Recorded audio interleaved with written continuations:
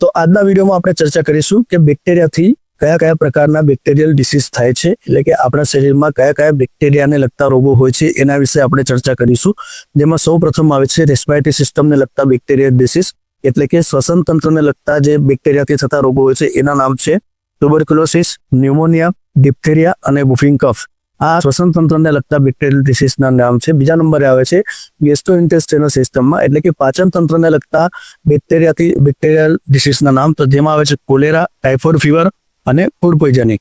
આ પાચન તંત્રને લગતા રોગો હોય છે. ત્રીજા નંબરે આવે છે સેક્સ્યુઅલી ટ્રાન્સમિટેડ ડિસીઝ, એટલે કે યૌનજન્ય રોગો, જેમાં આવે છે સિફિલિસ, ક્લેમાઇડિયા અને ગોનોરિયા. ચોથા નંબરે આવે છે સ્કિન એન્ડ વુન્ડ ને લગતા બેક્ટેરિયલ ડિસીઝ, એટલે કે ચામડી, ત્વચા અને ઘાને લગતા બેક્ટેરિયલ ડિસીઝ કયા કયા છે, તો ટીટાનસ છે, લેપ્રોસી છે અને સેલ્યુલાઇટિસ છે.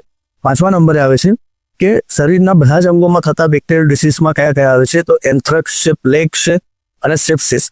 આ એવા ઇન્ફેક્શનો છે જે કે બોડીમાં કોઈ પણ ભાગમાં, એટલે કે આખા શરીરમાં થઈ જતા હોય છે. મિત્રો, જો તમને આ વિડીયો પસંદ લાગ્યો હોય કે બેક્ટેરિયલ ડિસીઝ કયા કયા છે, તો આપણા વિડીયોને લાઇક કરો અને લોકોને શેર કરો, જેથી કરીને લોકો સુધી માહિતી પહોંચે. મિત્રો, થેન્ક યુ. હજી આગળના વિડીયોમાં આપણે આ જે બેક્ટેરિયલ ડિસીઝ છે કયા કયા બેક્ટેરિયા દ્વારા થાય છે એના વિશે ચર્ચા કરીશું, અને એના પછી આપણે વાયરલ ડિસીઝ, એટલે કે વાયરસ દ્વારા કયા કયા રોગો થાય છે, એટલે કે કયા કયા વાયરસના રોગો છે એના વિશે આપણે ચર્ચા કરીશું. મિત્રો, થેન્ક યુ.